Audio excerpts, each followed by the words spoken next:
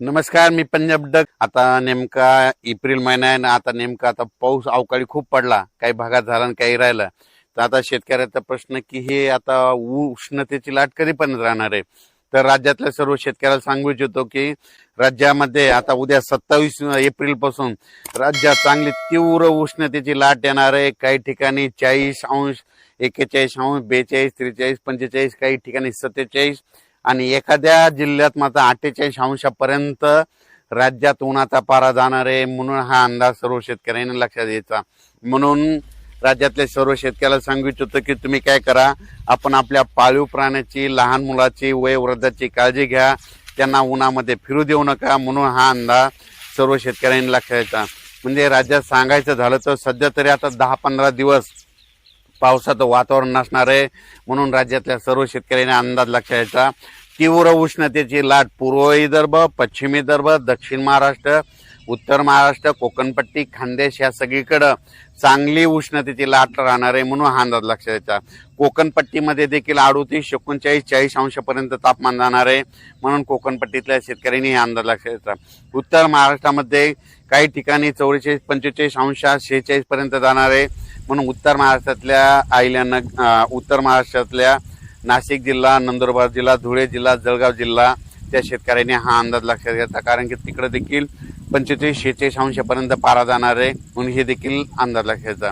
त्याच्यानंतर मराठवाड्यामध्ये परभणी जिल्हा, लातूर जिल्हा, बीड जिल्हा, जालना जिल्हा, संभाजीनगर, हिंगोली जिल्हा, धाराशिव जिल्हा, लातूर जिल्हा त्या सर्व शेतकऱ्यांना सांगू इच्छितो की मराठवाड्यामध्ये देखील उन्हाचा पारा वाढत जाणार आहे. काही ठिकाणी 45° जाणार आहे. म्हणून ही अंदाज लक्षात घ्यायचा. आणि मराठवाड्यात देखील नांदेड जिल्ह्यात देखील एका दिवस समजा 47% पारा जाईल. म्हणून हे देखील मराठवाड्यातल्या शेतकऱ्यांनी अंदाज लक्षात घ्यायचा आणि स्वतःची काळजी घ्यायची.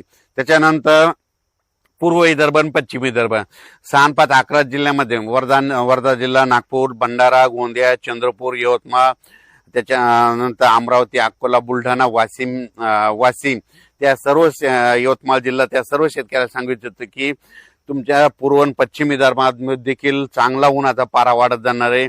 काही काही ठिकाणी 47° नोंद जाईल आणि एका जिल्ह्यामध्ये 48° पारा जाईल. म्हणून हा अंदाज देखील शेतकऱ्यांनी लक्षात द्यायचा. सगळीकडे मात्र 40° ते 44°C मात्र सगळीकडे तापमान राहणार आहे. म्हणून हे लक्षात घ्यायचं. आता सर्व शेतकऱ्याला सांगू इच्छितो की आता उद्यापासून हवामान कोरडं राहणार आहे. मग आता परत पाऊस कधी येणार आहे. तर राज्यातल्या सर्व शेतकऱ्याला सांगू इच्छितो की तुमच्या शेतीचे कामे करून ठेवा. आम्ही सगळे शेतीचे कामे व्यवस्थित करून ठेवली. कारण की मराठी सालाप्रमाणे सांगायचं झालं तर आता कंप्लीट 33 दिवस मिरग राहिला. म्हणजे मिरग निघायला मराठी सालाप्रमाणे 33 दिवस राहिले. आणि इंग्रजी महिन्याप्रमाणे जर धरलं तर तुम्हाला सांगतो 41 दिवस पाऊस राहिलाय. म्हणून हा अंदाज सर्व शेतकऱ्यांनी लक्षात द्यायचा.